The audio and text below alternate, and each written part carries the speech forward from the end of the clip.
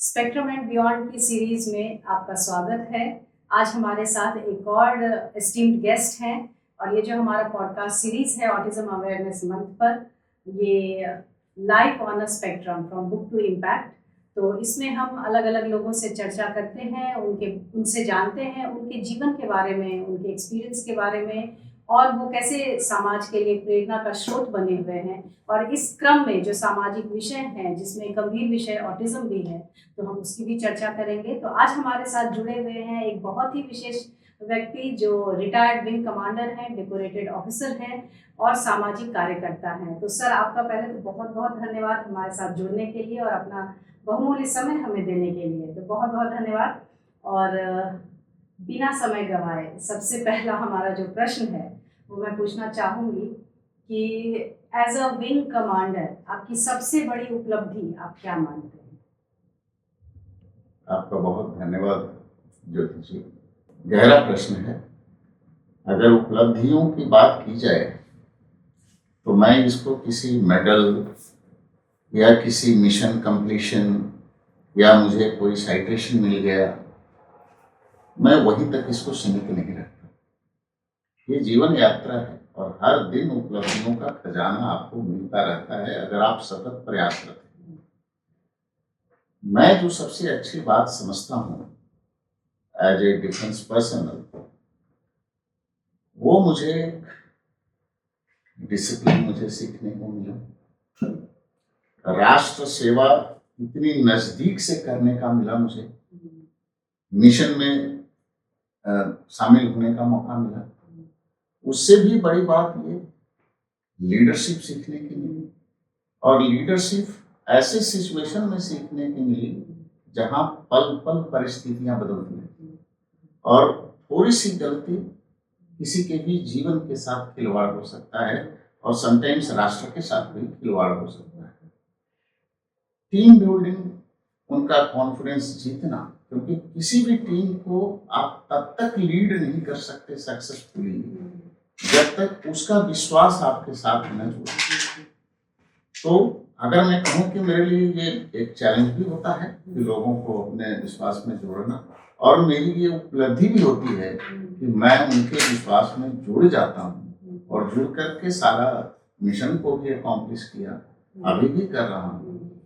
ये मेरे लिए सबसे बड़ी उपलब्धि होती है कि हम कमांड और कनेक्ट के बीच में हम किस तरह से काम करते हैं, क्योंकि फौज के काम करने का एक तरीका कमांड स्ट्रक्चर है। बहुत एक जो कहे कि आप स्ट्रक्चर्ड वे में फॉर्मूला बना हुआ है इस रोल पे काम करनी है, लेकिन जो स्थिति बदलती है और जो अच्छा रिजल्ट देता है वो कनेक्ट के माध्यम से होता है कि आप कितना कनेक्ट होते हैं लोगों के साथ, अपनी टीम के साथ। और ये मेरी समझता हूँ कि सबसे बड़ी क्या बात है सर, बहुत ही प्रेरणादायी है। Leadership, team building, confidence and connect, बहुत अच्छी बात है। और आप सामाजिक कार्यकर्ता हैं, काफ़ी सारे सामाजिक विषयों से जुड़े हैं और सक्रियता से उस पर काम कर रहे हैं। तो क्या ये शुरुआत से आपके साथ था या ये रिटायरमेंट के बाद आपने ऐसा कुछ सोचा? नहीं, ये शुरुआत से ही थी, क्योंकि रिटायरमेंट के बाद आपका कुछ माइंड सेटअप अलग होगा ऐसा मैं नहीं समझता। रिटायरमेंट के बाद इतना होगा कि आप शायद ज़्यादा समय दे पाए, आप ज़्यादा अनुभव हो गया आपको उस काम को करने का, लेकिन ये था बहुत पहले से। हम जब थे सर्विस में तो सालों साल बाहर रहते थे घर से, साल में 2 महीना आए घर पे बिहार पे। और डिफेंस सर्विस का एक सबसे सुंदरतम पक्ष ये है कि आप भारत के हर कोने कोने में घूम लेते हैं, ऐसे जगहों पे भी घूम लेते हैं जहां एज ए टूरिस्ट भी नहीं जा सकते हैं, वहां भी जाने का हमको मौका मिलता है। तो जब सब जगह से घूम करके आने के बाद जब हम अपने घर आते थे तो ये बात हमेशा कौंधती थी कि आखिर यहाँ क्या है, जो सुविधा दूसरे शहरों में है, जो सुविधा दूसरे राज्यों में है, यहाँ क्यों नहीं है। हमारे घर से 8 किलोमीटर मात्र रेलवे स्टेशन था, शाम 4 बजे के बाद हम घर नहीं जा पाते। रात गुजारनी पड़ती थी रेलवे स्टेशन। ये चिंता इतनी व्यग्र करती थी, लेकिन समयाभाव होता था। उसको करें तो स्टार्ट कहाँ से करें, आपको उसमें लगना पड़ेगा। छुट्टी खत्म हुई, वापस चले गए और फिर अपनी दुनिया में लग गए। लेकिन वो बीच जमा हुआ रहता था कि आखिर करना कहाँ से, कोई तो प्लेटफॉर्म मिले, कोई तो रास्ता मिले। हुआ यूं, इसी उधेड़-बुन में 21 में ट्विटर के माध्यम से हम ये एक विकास वैभव जी का, जो हमारे आईपीएस हैं, आईजी हैं बिहार में, बहुत चर्चित, उनका एक लेट्स इंस्पायर मिशन बिहार करके एक मिशन आया और ट्विटर पे हमने इसको देखा, उनका ट्वीट देखा। तो उसमें मैंने जो कमेंट किया वो मैं आपको बता देता हूँ। मैंने उसमें लिखा था उनके कमेंट में कि श्रीमान, आप जो कर रहे हैं वो आग मेरे अंदर भी है, मैं उसमें जुड़ना चाहता हूँ, कृपया बताएं कैसे जुड़ सकते हैं। तुरंत उन्होंने LID की टीम से कॉल गई मुझे और मैं उस मिशन से जुड़ा। अंतर ये हुआ, 20 तो था, चाहत तो थी, जुनून भी था, मौका नहीं था और प्लेटफॉर्म नहीं। तो मौका और प्लेटफॉर्म मिल गया और अब रिटायरमेंट के बाद समय भी और ज्यादा अपनों के बीच आ गए, इसकी गति बढ़ गई। वाह, क्या बात है सर। जैसा कि आपने कहा कि आप इतने जगहों पर रहे और जहाँ लोग एज अ टूरिस्ट भी नहीं जा पाते हैं, वहाँ वहाँ आपने जो है भ्रमण किया, और उसके बाद अपनी जो ये जन्मभूमि है उसका चयन करना, वहाँ वापस आना, जो अक्सर लोग नहीं करते हैं, तो वो आपने किया है। तो उसके लिए तो पहले आपका आभार व्यक्त करते हैं आपके प्रति हम लोग। और ये जो प्लेटफॉर्म जो मिला आपको, जिससे जुड़ करके आप वो माध्यम बन पाया आपके लिए अपनी मिट्टी से जुड़ने का, वो हम सब के लिए गौरव की बात है। तो हम ये पूछना चाहेंगे कि बिहार में आपको क्या लगता है, क्या डेवलप होने की ज़रूरत है, क्या मानसिकता बदल रही है लोगों की, क्या वो पहले जागरूक हैं कि हमें परिवर्तन की ज़रूरत है? 2 शब्द होते हैं, अंग्रेजी में एक को पोटेंशियल कहते हैं, एक को स्कोप कहते हैं, और बिहार में ये दोनों भरा हुआ है। लोग कहते हैं बिहार में बहुत पोटेंशियल है, मैं कहता हूं कि बिहार में स्कोप भी बहुत है। और ये जब दोनों मिल जाता है, स्कोप के साथ पोटेंशियल, तो गाड़ी आगे बढ़ेगी। जरूरत होती है उसको सही दिशा में लेके चलने की, और वाणी में शक्ति होती है। अगर आपके शब्दों में शक्ति है तो आप बहुत कुछ बदल देंगे। आपने देखा भी होगा, मैं थोड़ा सा एक एग्जाम्पल दे देता हूँ। आज से अगर 8 साल 10 साल पहले ट्रेनों में लिखा होता था विकलांगों के लिए आरक्षित, बसों में भी लिखी होती थी विकलांगों के लिए आरक्षित। विकलांग शब्द से ऐसा लगता था जैसे उनकी क्षमता नहीं, वो कुछ कर नहीं पाएंगे, दया के पात्र हैं, अगर बस में चढ़ गए तो भाई कुर्सी दे दो उनको बैठने, ये होता। प्रधानमंत्री मोदी जी के आने के बाद उन्होंने उस शब्द को बदल दिया, दिव्यांग कर दिया। अब उनकी क्षमताएं विकसित होने लगी, और यही विकलांगता, मान लीजिए अगर हम ऐसे ही कबीरदास की सोचे होते तो कहाँ से इतना बड़ा कवि निकल पाता हमारे पास। तो वो विकलांगता, लेकिन शब्दों की शक्ति। पिछड़ा राज्य कहते थे, पिछड़ा जिला कहते थे, अब सब एस्पिरेशनल स्टेट्स हो गया, एस्पिरेशनल डिस्ट्रिक्ट हो गया। इन बातों से बहुत फर्क होता है। जब हम समाज में अच्छी चीजों को परोसेंगे, ये हमारा दायित्व है, जब हम अच्छी चीजों को परोसेंगे समाज उसको ग्रहण करेगा, और वो चीजें चल रही हैं। 5 साल के दरमियान अगर आप लेट्स इंस्पायर बिहार के मिशन को फॉलो करेंगे तो उसमें दिखेगा आपको कि परिवर्तन होता दिख रहा है, लोगों की सोच में परिवर्तन होता दिख रहा है। कमी बहुत है, इसमें कोई शिकायत नहीं, शिक्षा ही मूलभूत आवश्यकता, इसकी कमी है। और शिक्षा भी ऐसी जो सिर्फ अपने लिए ना हो, मैं तो चाहता हूँ कि शिक्षा ऐसी हो जो अनुशासन के साथ जुड़े, शिक्षा ऐसी हो जो राष्ट्र सेवा के साथ जुड़े, शिक्षा मानवीय मूल्यों पर आधारित हो। तो इन सब बातों को परोसना पड़ेगा, लोगों के बीच रखना पड़ेगा, परिवर्तन आएगा। क्या बात है, आपने शब्दों की शक्ति के बारे में बात की। तो आप साहित्य से भी जुड़े हैं और आपके बहुत सारे कॉलम्स हमने पढ़े भी हैं, और शब्दों में वो शक्ति आपकी भी दिखती है, वो लेखन के प्रति जो आपका झुकाव है, जो लगाव है, वो भी दिखता है। तो आपको क्या लगता है ये जो परिवर्तन है इसमें साहित्य की क्या भूमिका हो सकती है, और क्या आवश्यक है साहित्य भी एक बन सकता है माध्यम परिवर्तन का? बहुत बड़ी आवश्यकता है। आप पीछे के 3-4 क्रांतियों को याद करिए इतिहास में। वो क्रांतियां सड़क पे हुई, धरना प्रदर्शन हुए, लेकिन क्या साहित्यकारों ने उनका रुख नहीं मोड़ दिया? मोड़ दिया, अपनी कलम से मोड़ दिया। रामधारी सिंह दिनकर को देखिए, अपनी कलम से रुख मोड़ दिया। जो हमारे न्यूज़पेपर, अखबार स्वतंत्रता प्राप्ति और आज़ादी की लड़ाई में उनका योगदान, उन्होंने दिशा बदल दी। तो साहित्यकारों की भूमिका तो है, बहुत बड़ी भूमिका है, और उसको लेखन की भी जरूरत है, लेकिन लेखन की भाषा भी ऐसी हो जो सर्वग्राही, जो समझ में आए लोगों को। अगर बहुत ज्यादा टिपिकल हो जाएगी वो भाषा, तो शायद हम उस ऑडियंस तक ना पहुंच पाए जिसके तक पहुंचने की जरूरत है।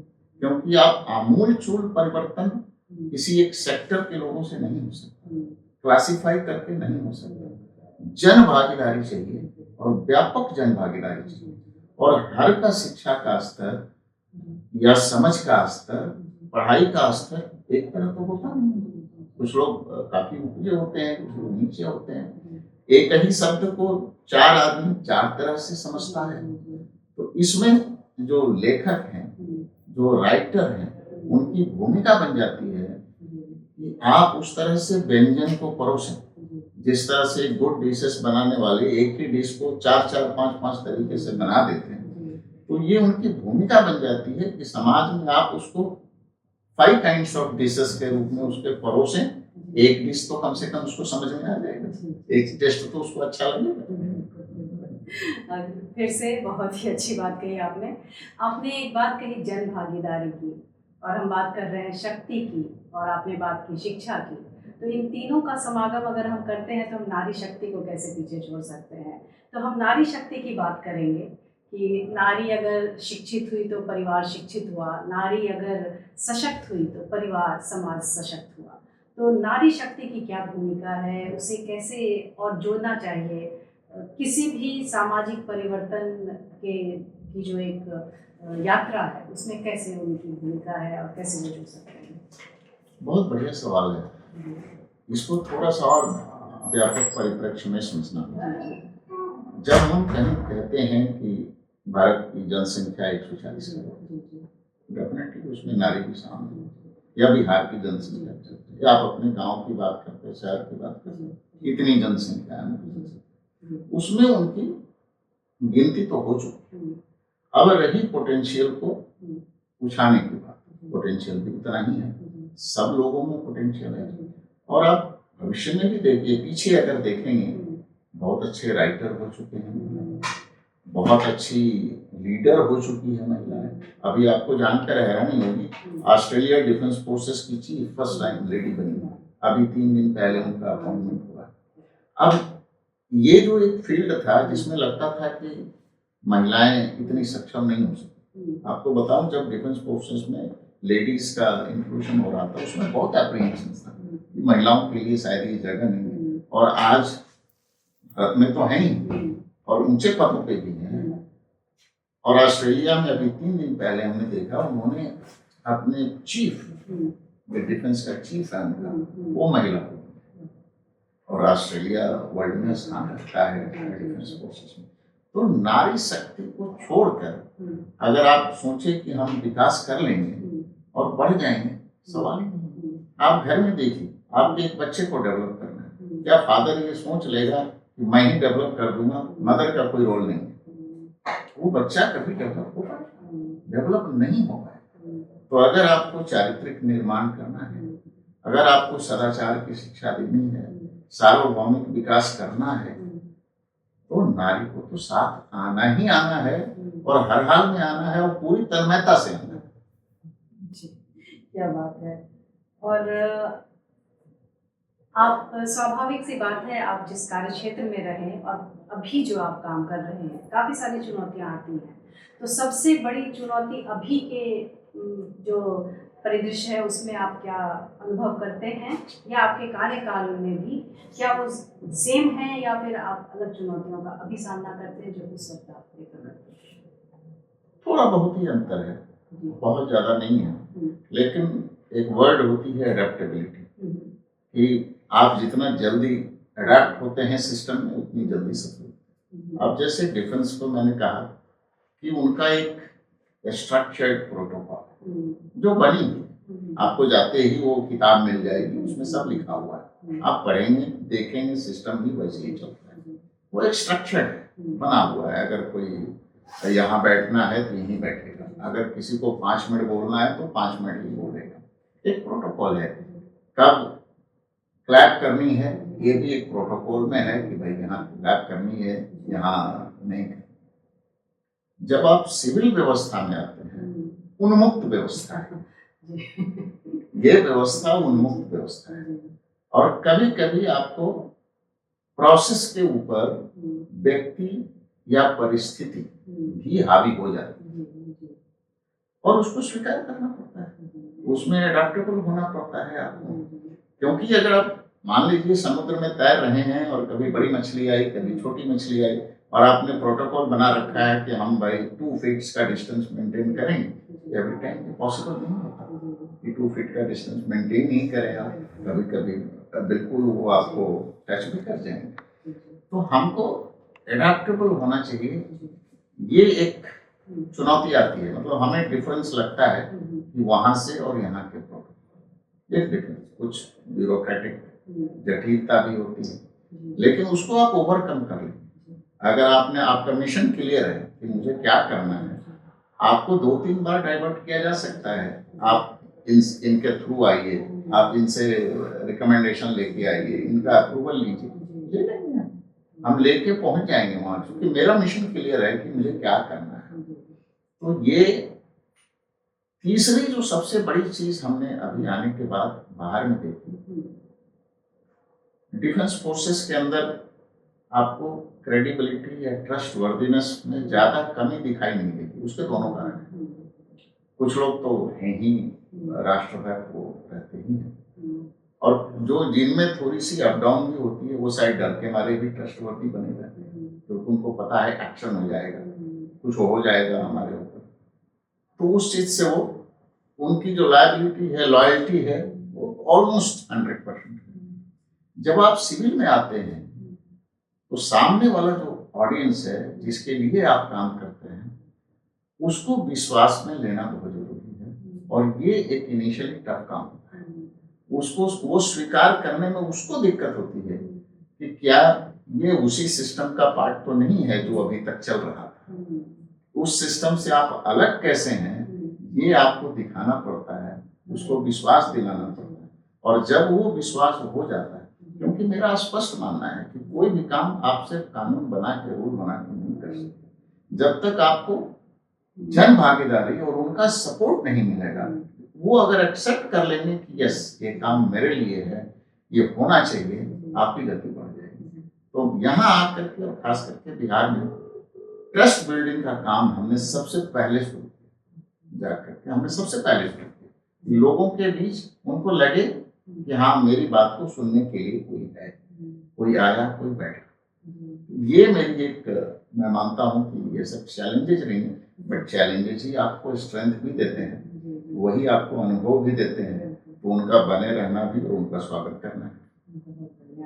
ये उन्मुक्त मानसिकता की बात की आपने, खासकर बिहार की जो परिस्थिति में हम हैं, और जो डिसिप्लिन की बात आपने की, प्रोटोकॉल की आपने बात की, और इन सब के मध्य में है एक सामाजिक परिवर्तन का विषय।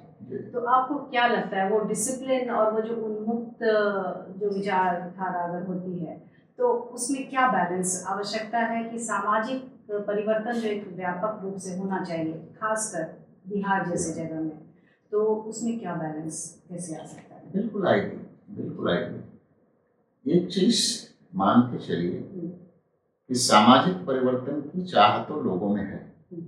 आप जहाँ भी चीजें को रख रहे हैं, जिस तरीके से रख रहे हैं, लोग सुनते हैं, समझने की कोशिश करते हैं, मतलब उनकी भी इच्छा है कि सामाजिक परिवर्तन हो, लेकिन बैक ऑफ द माइंड में कुछ स्थितियां, परिस्थितियां, या पहले कहीं कुछ हुआ है, किसी ने कुछ कर दिया है, वो सब चीजें माइंड में रहती है, तो स्ट्रेट अवे आपके ऊपर वो बिलीव नहीं करते। वो थोड़ा टाइम लेते हैं उस चीज को समझने में। हमारा प्रयास क्या होना चाहिए कि हम अपने मिशन को व्यापक मिशन बना दें, उनका मिशन बना दें। जैसे आप उनका मिशन बना देंगे, आपको डिसिप्लिन करने की जरूरत नहीं पड़ेगी, वो अपने आप डिसिप्लिन हो जाएंगे, क्योंकि अब ये उनकी जिम्मेदारी हो जाती है कि हमको क्या करना है, कैसे लेके चलना है। ये चीज बहुत आवश्यक है, कन्वे करना कि जो मिशन है वो, इससे हमारा व्यक्तिगत तो फायदा होगा ही होगा। कल को बिहार अच्छा होगा तो हम भी लाभान्वित होंगे, लेकिन और लोग लाभान्वित होंगे। और क्या जाता है, उनसे हमें क्या अपेक्षा है, मैं क्या चाहता हूं कि वो क्या करें। अगर हम ये बहुत क्लियरली अगर कम्युनिकेट कर पाएंगे लोगों के बीच में, तो मैं देखता हूं कि रिस्पॉन्स बहुत अच्छा है। ये मैंने एज ए जिला सैनिक भी बहुत समझा जब मैंने काम करने लगा। काफी उम्र दराज लोग आते हैं। अभी कुछ दिन पहले 74-75 ईयर्स के वेटरन ऑफिस में आए अपनी पत्नी के साथ, और कुछ काम के लिए वो बहुत पहले से इधर उधर दौड़ रहे थे, थोड़ा बहुत पेपर वगैरह में कमी थी। बट होता क्या था कि जहाँ भी जाए तो उनको लोग ये कर देते थे, आप उनसे बात कर लीजिए, आप वहाँ चले जाइए। वो मेरे पास मेरी ऑफिस में और आकर बैठे, और जो शब्द थे उनके, उन्होंने कहा साहब पूरी जिंदगी फौज को दे दिया, देश को दे दिया, आज ये भी स्थिति नहीं है कि क्या कोई हमें सही मार्गदर्शन कर सके। आपको सही बताऊं, मैंने उनके चेहरे पर कोई शिकायत का भाव नहीं देखा कि वो आके व्यवस्था को गाली दे रहे हैं, कोई गुस्सा भी नहीं देखा। मुझे लगा कि ये इनके चेहरे पे उम्मीद है, होप है कि भाई यहाँ आए हैं, अब तो शायद कुछ हो पाएगा। और उनकी चीजों को लिया हमने, उनका काम भी हुआ। ये लगता है कि अगर हम इस तरीके से जगा सकें कहीं किसी के बीच में, बहुत अच्छा रिजल्ट आएगा, ऐसा मेरा मानना है। जो आपने कहा कि गुस्सा और जो है कोसने की जो एक नियत होती है इंसानों में, वो नहीं बल्कि एक उम्मीद की दौड़ जगे जी। और जो आपने कहा इसके लिए ट्रस्ट बिल्डिंग, कम्युनिकेशन, जी जी, तो थैंक यू इतनी अच्छी बातें बताने के लिए हमें।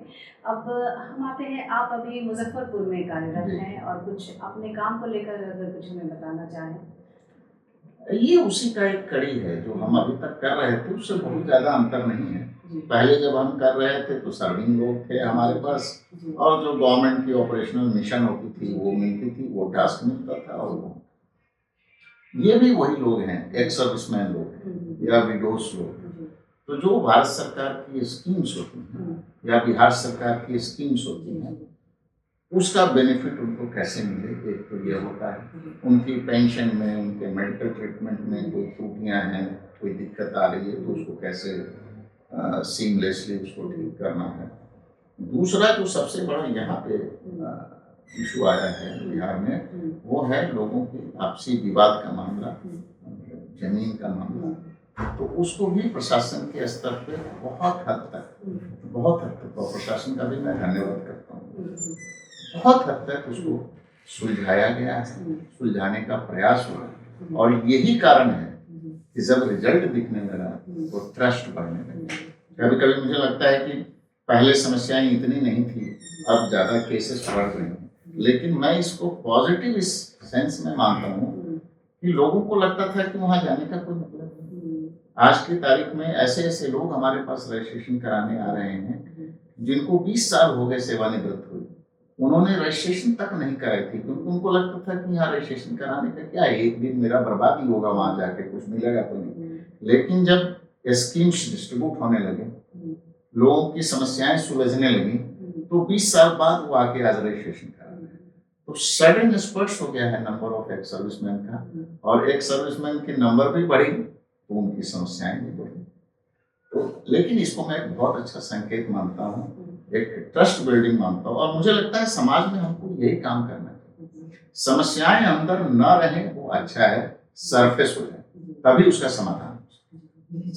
आपने मार्गदर्शन की बात की, तो आज के जो युवा हैं वो करना तो काफ़ी कुछ चाहते हैं, जैसे आपने कहा पोटेंशियल है और चाहत भी है, लेकिन दिशा विहीन महसूस करते हैं, तो वो कैसे जुड़ सकते हैं? अगर वो कुछ करना चाहते हैं अपने अलावा, समाज के लिए अगर कुछ करना चाहें, तो वो कैसे जुड़ सकते हैं, क्या कर सकते हैं, उन्हें क्या करना चाहिए, सफलता के क्या मायने होने चाहिए उनके लिए? इन विषयों पर अगर थोड़ा सा प्रकाश डाल सकें। मैं कहूँगा है बहुत सिंपल।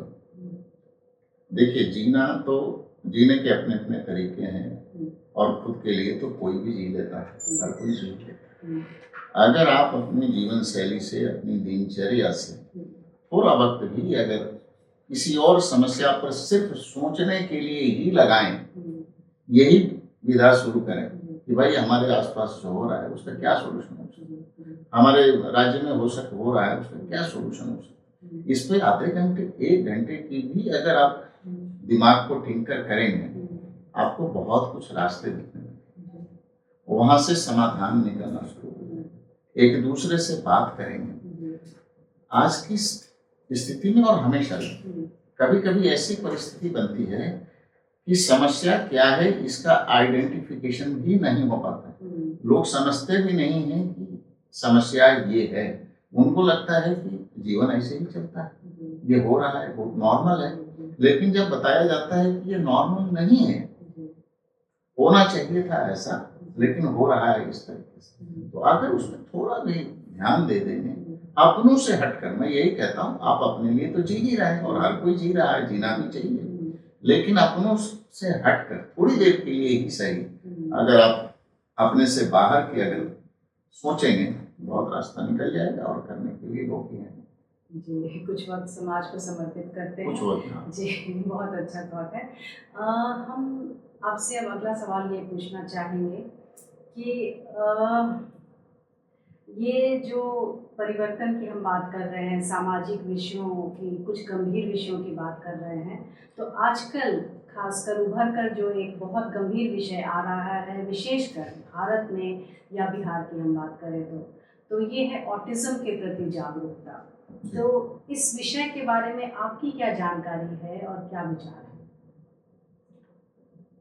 मेरे एक एयरफोर्स के मित्र हैं जो ऑटिज्म के ऊपर कुछ पॉडकास्ट और चर्चा परिचर्चा करते हैं, मैंने सुना है उनका। बट उसमें क्या है कि वो न्यूरोलॉजिकल स्ट्रक्चर की बात करते रहते हैं।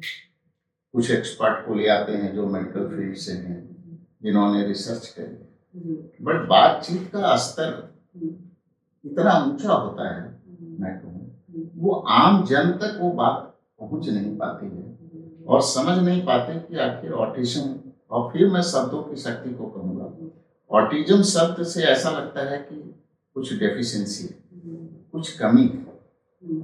अगर हम इसको विशिष्टता की तरफ ले जाएं, क्योंकि ईश्वर अपना काम कभी अधूरा नहीं करता है, हाफ नहीं करता है, वो संपूर्णता में रखता है, हर में वो दिव्य शक्ति छोड़ता है।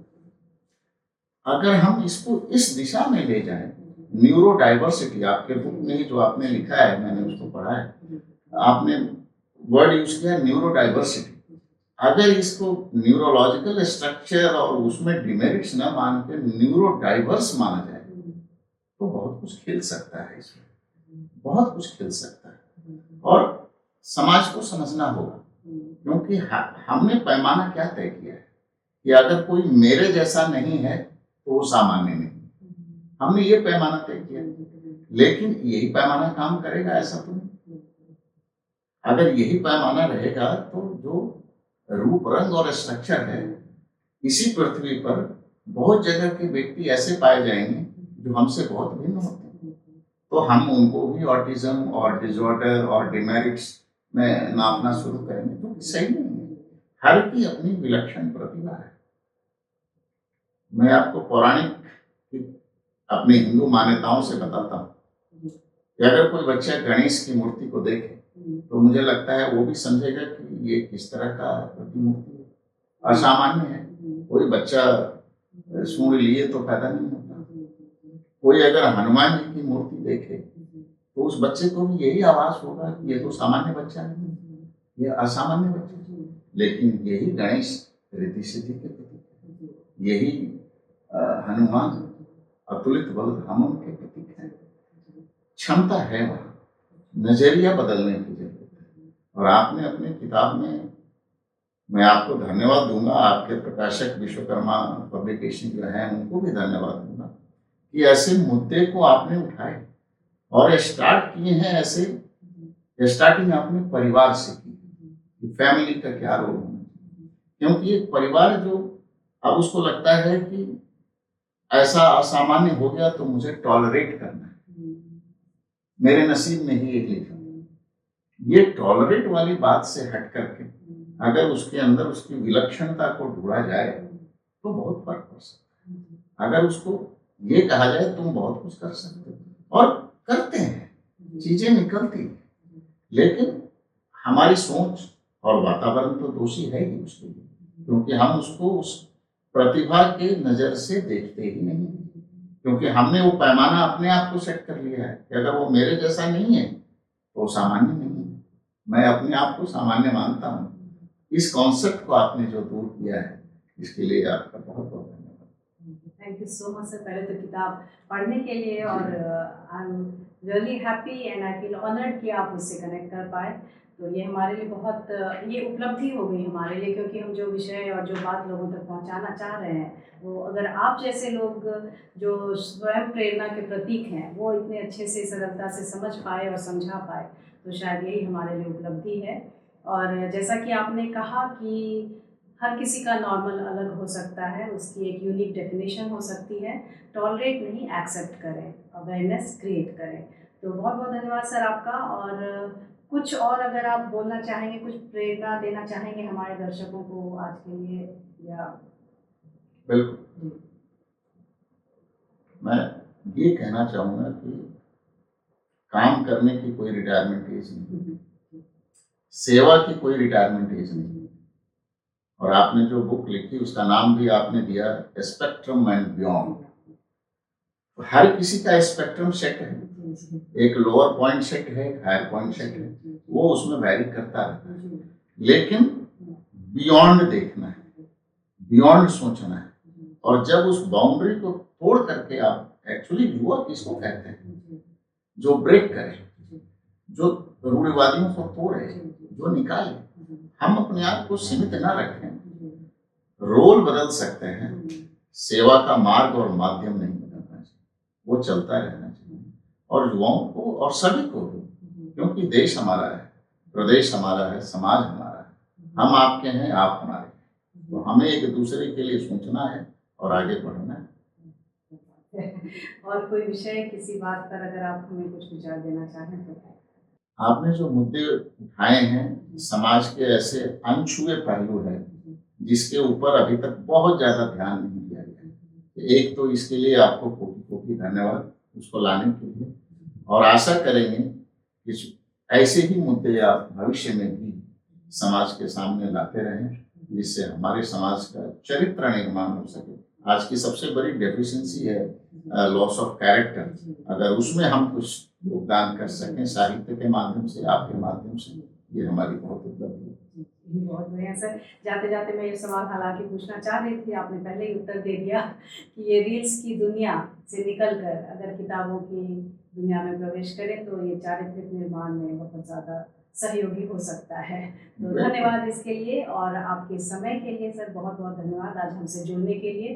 तो हमारे साथ जितने भी लोग जुड़े हुए हैं उन सब का अभिवादन करती हूँ, उन सबको धन्यवाद। और हम ऐसे ही लोगों को आप तक पहुँचाते रहेंगे, उनकी बातों को आप तक लाते रहेंगे। तो आप सभी जुड़े रहिए, देखते रहिए ये पॉडकास्ट, ये सीरीज़, और अवेयरनेस बढ़ाते रहिए, स्पेक्ट्रम एंड बियॉन्ड।